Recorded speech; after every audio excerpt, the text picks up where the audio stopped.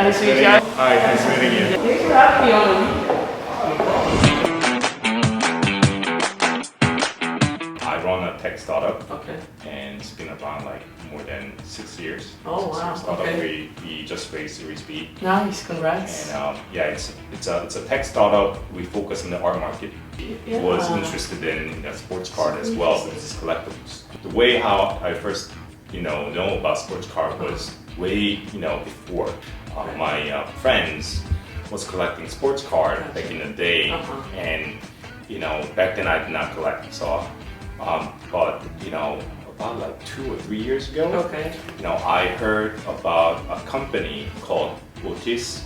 Otis, yeah, Otis, they were right? fractional. Otis, place, yeah, right? with Yeah. Otis, Yeah. and they actually caught my attention because first they started as a tech company that actually do a fractional investment of art. That's right. Yeah. And art is a very difficult asset to sell fractionally because provenance is really important, Nice. and a lot of galleries do not want to sell the work to people who are trying to Make money. sell their work fractionally. I mean, art market is also it's capitalized market, so they all know that money is important.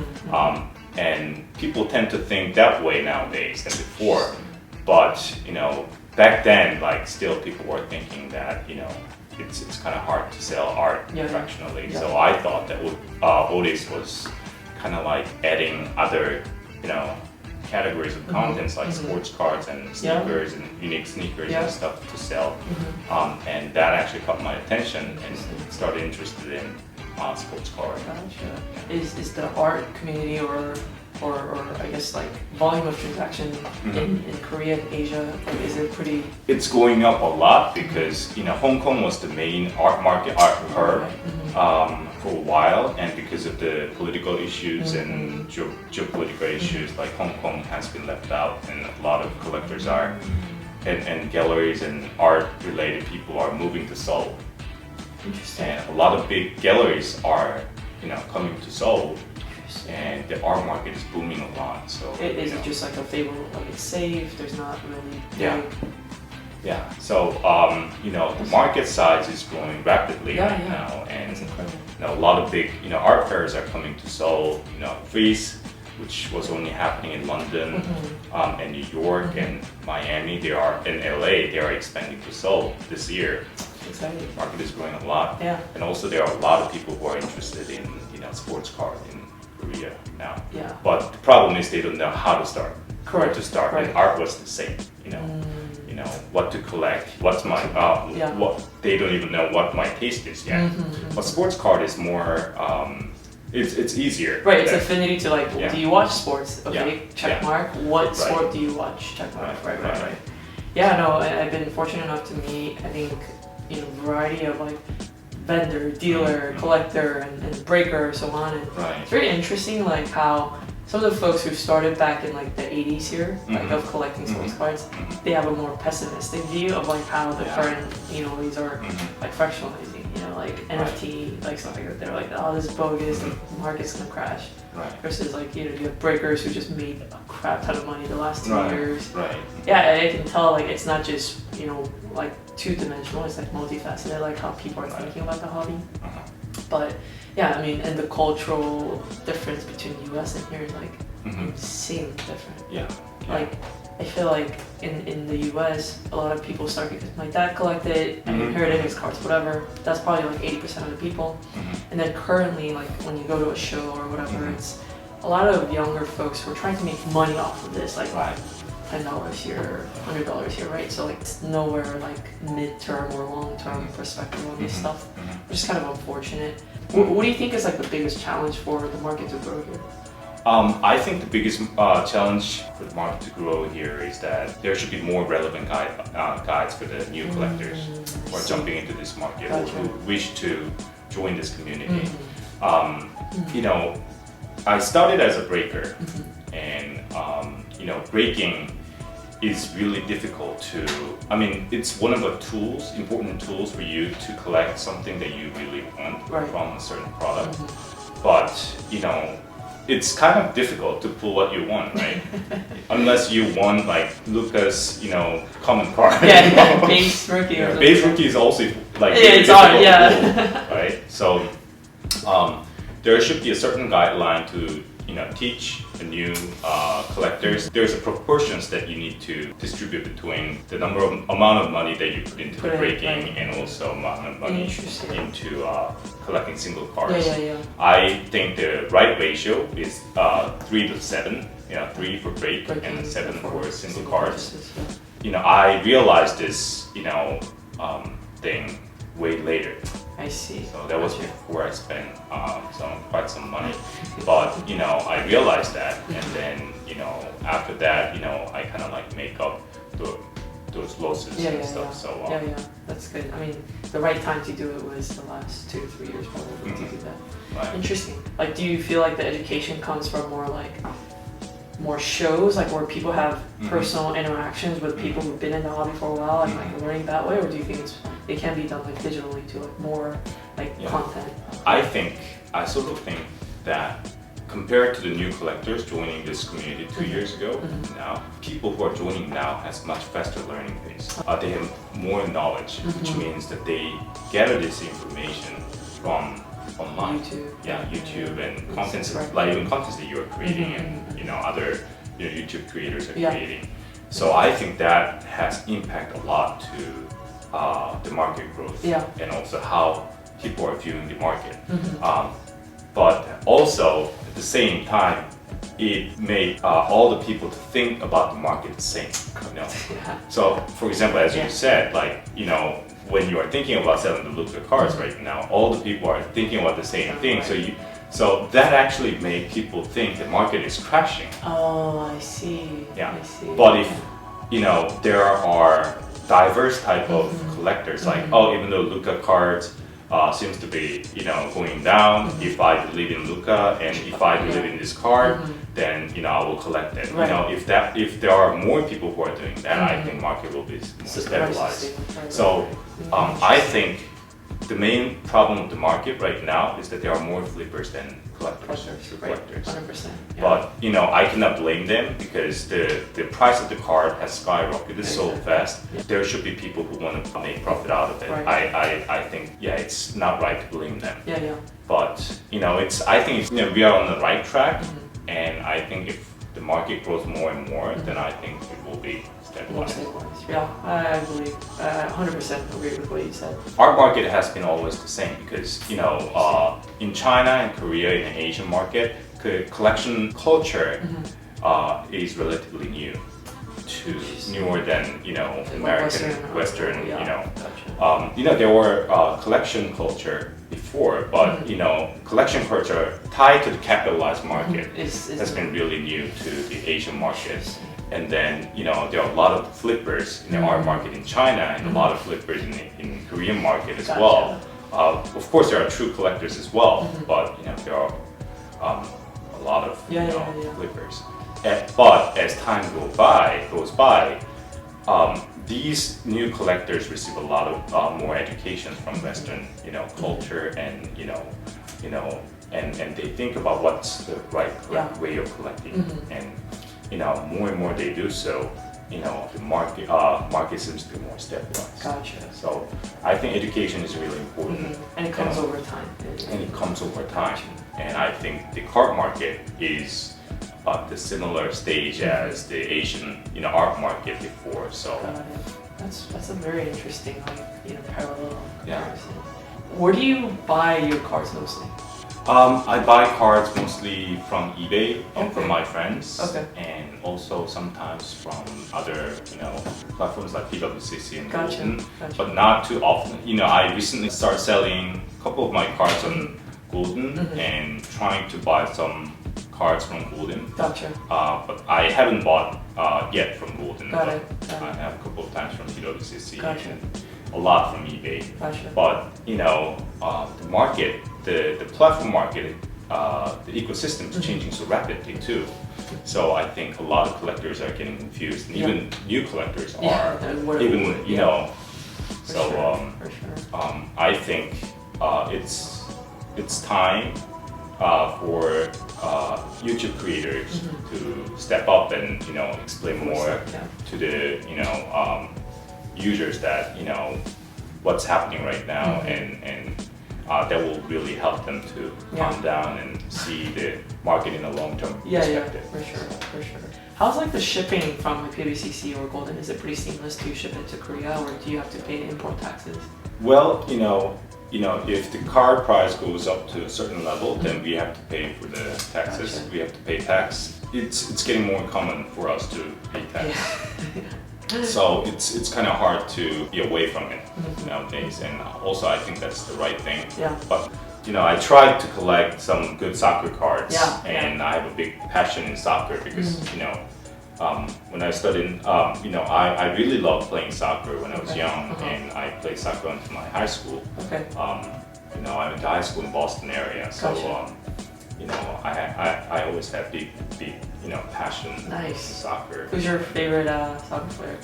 My favorite soccer player is Lionel Messi and Beckenbauer. Beckenbauer is a legendary, soccer player from Germany, and also awarded a Ballon d'Or. But also I want to talk about this. Soccer market is growing rapidly, right? And I heard from James when I had a phone call with him a couple of days ago. He said there's a huge demand of soccer car in the car show. But also at the same time there are a lot more great soccer players. But people are only focusing on Lionel Messi, Pelé, Ronaldo, Mbappe, and maybe Holland. There are many more out there, and their cards are existing.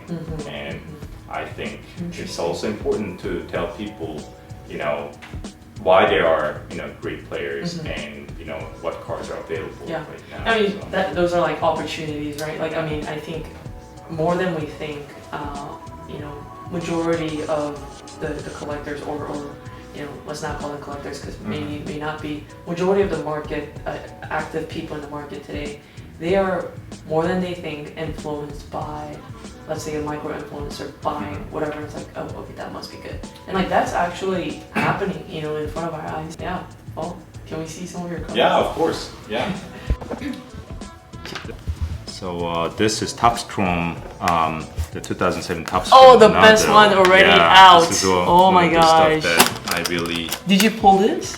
cherish. Yeah, I pulled that. Oh my I pulled that, and back then I did not even know the value of that card. Are you kidding? 7? It's card number 7 too? Yeah, it's a back number and oh out of 10. my gosh. And then I did not know the value of it, so I called M-Class, Michael. Yeah, Michael. And he said, that's a crazy card, I said, okay, This is insane. Was this like one of your early breaks that you were like... That was from 2020. Yeah, that was from one of the early cards. And then I'm trying to collect more flawless soccer. Oh yeah, for sure. From first year? Yeah, first year. This is Pelé. Nice. I really wanted this to get... this is the finisher signature, right? I got 8. Oh, so you want it? Oh. So this did is you all full pull set. it or did you buy it raw? I bought it. I bought them raw as a set Gotcha. in Korea. Oh, wow. So that was my first and last opportunity to get this. Yeah, for sure. So this is the whole set from the Flawless, huh? Yeah. This is incredible. I mean... So a case of this right now, Flawless, is about like 80,000. Yeah. And then in order to pull all this, it's you kind of have to like probably spend insane amount of money, right? a couple million at least. That's crazy. People are not trying to sell Flawless anymore. Yeah, I mean, first year Flawless soccer, I mean, you can't go wrong. Yeah, and then this one is also one that I really think valuable. It's out of 10, Noir.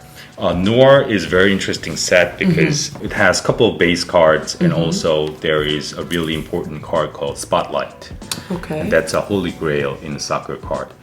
Spotlight Messi, Spotlight Ronaldo are really, really difficult to find in the market. It's already asking prices more than 100,000. Is it because like it's just hard to pull, or is it? It's hard to pull, and also it was redemption.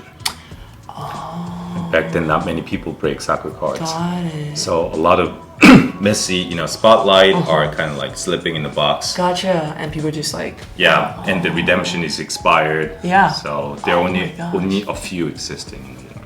It's out of 25. Gotcha. And that's it. That's out of incredible. 25. And M class has jersey number of Messi. So yeah. And also I have this flawless Messi, Nice. Here we go. and then another flawless Messi. This is jersey number. Oh, Perfect. wow. So I really like that.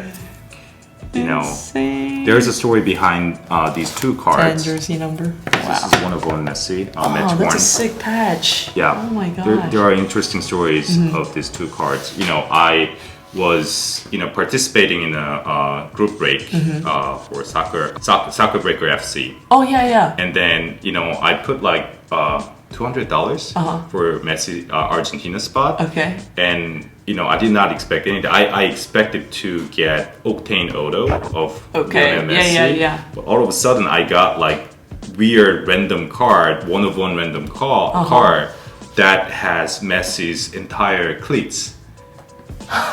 What? And then I pulled it, and then I realized that this card's value will be pretty high because that was the first Messi cleats, That's and insane. there was match worn as well. Unlike all these Panini stuff coming out. Yeah, these days, so I decided, I kind of like, back then I was collecting more of Messi's, auto cards. So I decided to trade it with American collector who has these two cards. So I traded this two and also a little bit of more cash with that. Wow. So that's. Do you think you won? I don't know. Right now I kind of This is like. a one of one too. Wow. That's one of one too, but that Messi card was really unique. That card was crazy. Was it like half of a The entire card was Messi cleats. And there was also a match worn, and the story behind it was about his first major, Copa America win, like championship win. That's huge. That was huge. Yeah. So I kind of like, I was kind of hesitant in the beginning, but the suggestion was the offer was really Pretty tempting. good. So Yeah, this is amazing. and that was like Messi jersey number, so why not? Yeah, exactly. What year was this? It was this year. Oh, wow. It was Soccer Immaculate that was just released this year. It was in that one. It was that one. Oh, I think you got the better end of it. I think so. Wow, this is awesome. And then a couple of more Messis. This is Immaculate. I'm surprised you don't collect any Sons. Sons. I collected some Sun cards, but I sold them. Oh, that's unfortunately, I kind of regret. Yeah. And then some of them. Nice. This is Galactic. Yeah. Oh my god. This is also very rare card Yes. to get, but still, it's Galactic. price-wise, it's available. So I think if Yeah. there are collectors out there who want some unique Messi card, I think this is good to go. Yeah, This is cool. it's a good card to chase. And this one too. This is the red. Yeah. This is Top Screen Red. It was PSA 9 originally, but I broke it and I sent it to VGS and I got 8.5. Oh wait, why? Because you thought it could have a chance? Yeah, I kind of wished for 9.5, but like, Where I did was they get kind of centering dumb. and edge? Huh. And I'm trying to collect more of Floyds as I have more, That's crazy. opportunity. That'd be insane if you can do like a full set of Yeah, I mean, they will be amazing, because like Floyd, the reason that I'm focusing on flawless base gem card is because flawless older cards are getting more expensive nowadays, so that I'm kind of focusing more even on this. There's a diamond in there, right? Yeah. Yeah. It's equally difficult to pull as the older cards. But so I believe that there will be more upside of the value of these Interesting. cards. Yeah, that's a fair point. And also this Beckenbauer Yeah. was PSA 10. Nice. Yeah, it's a legendary player.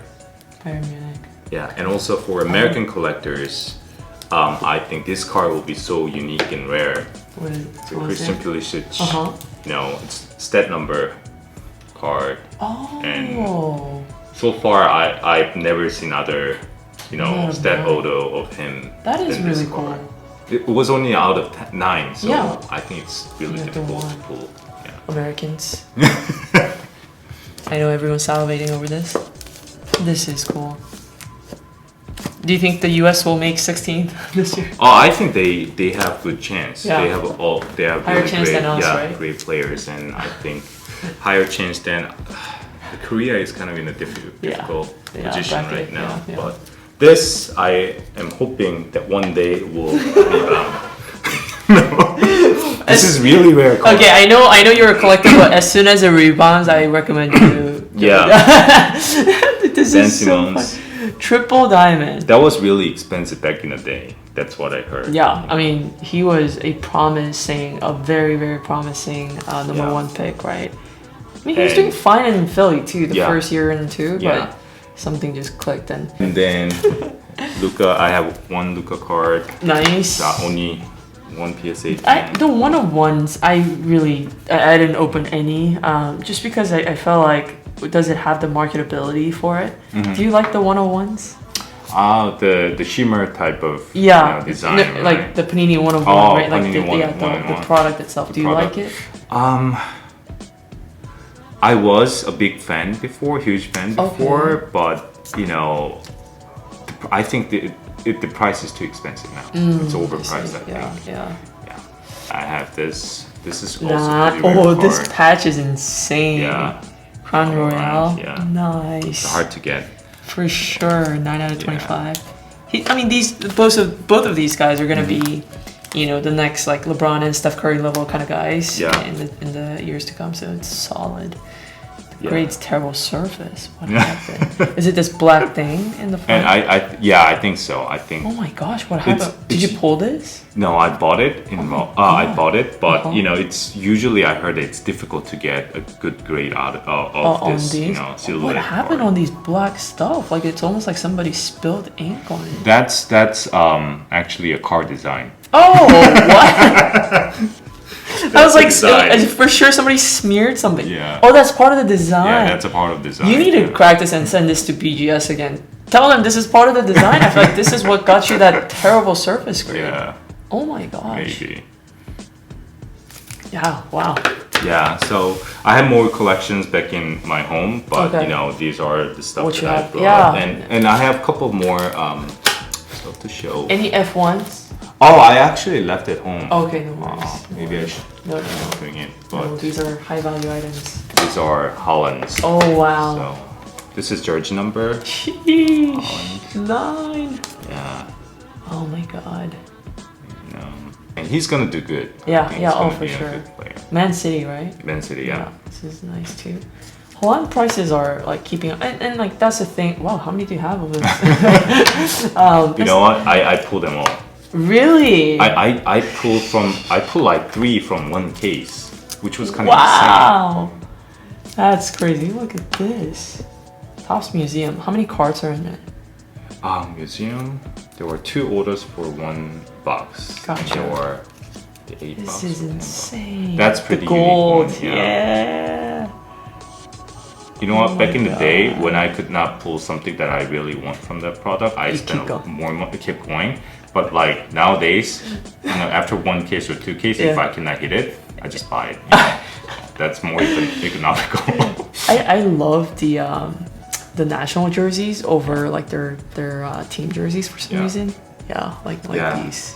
I Yeah, love it. Oh, and this is that's solid. the first Holland national team card. Oh. Yeah, that's why it's so valuable and unique. unique. Yeah. Wow, check that out. That's amazing. Of course, 2019. Yeah, Green. sapphire. 75. Do you like sapphire or regular Topps chrome? Nowadays, I like. Oh, you have a sapphire and a chrome. Yeah, as I said, yeah.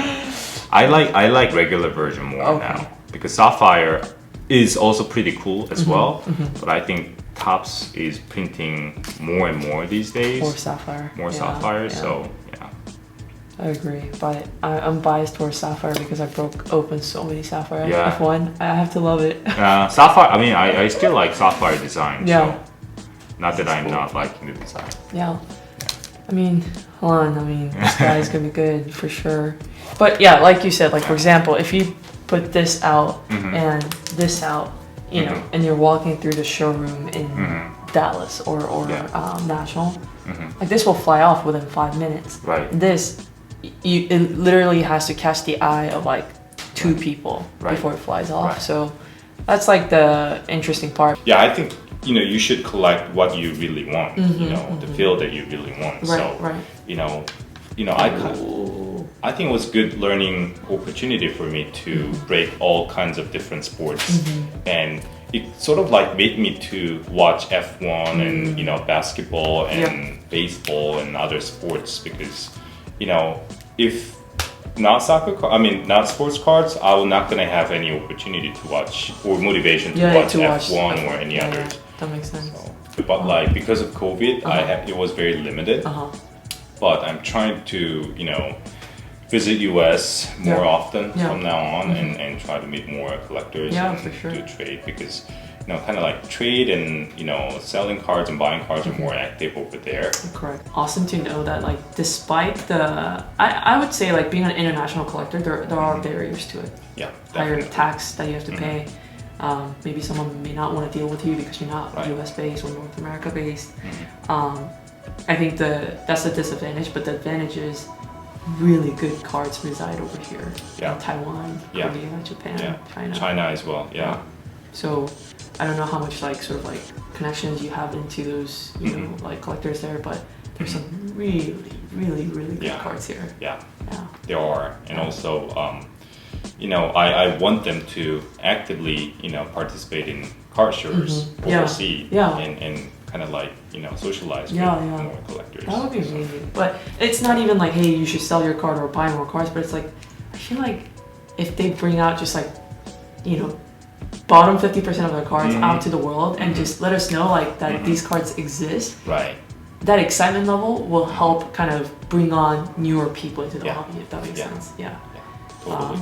But yeah, thank you so much for showing us your cards. Thank you. Yeah, thank you everyone for having me here. Yeah, thanks Eric. Thank you. That was awesome.